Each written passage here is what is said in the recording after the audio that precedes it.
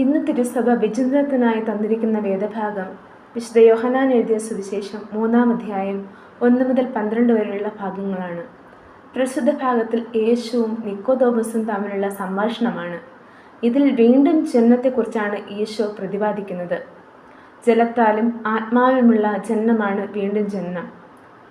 വിശുദ്ധ യോഹന്നാൻ എഴുതിയ സുവിശേഷം 1-ാം അധ്യായം 12-13 വാക്യങ്ങളിൽ ശ്രദ്ധിക്കുമ്പോൾ ഇപ്രകാരം കാണാൻ സാധിക്കും. തന്നെ സ്വീകരിച്ചവർക്കെല്ലാം, തൻ്റെ നാമത്തിൽ വിശ്വസിച്ചവർക്കെല്ലാം ദൈവമക്കളാകാൻ അവൻ കഴിവ് നൽകി.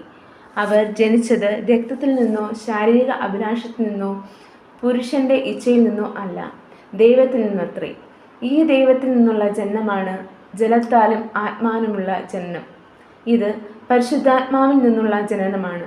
കാറ്റ് അതിനിഷ്ടമുള്ളിടത്തേക്ക് വീശുന്നത് പോലെ ആത്മാവിൽ നിന്നും ജനിച്ച ഏതൊരുവനും ദൈവം നയിക്കുന്ന വഴികളിലേക്ക് സഞ്ചരിക്കുന്നു. ആത്മാവിനാൽ വീണ്ടും ജനനം ലഭിച്ച ശിഷ്യന്മാർ ലോകമെങ്ങും പോയി സുവിശേഷം പ്രസംഗിച്ചു. ക്രിസ്തുവിനെ പ്രഘോഷിക്കുകയാണ് ആത്മാവിൽ ജന്മം ലഭിച്ച നാം ഓരോരുത്തരുടെയും കടമ. ഈ കടമ നിറവേറ്റുവാൻ ദൈവം നമ്മെ സഹായിക്കട്ടെ.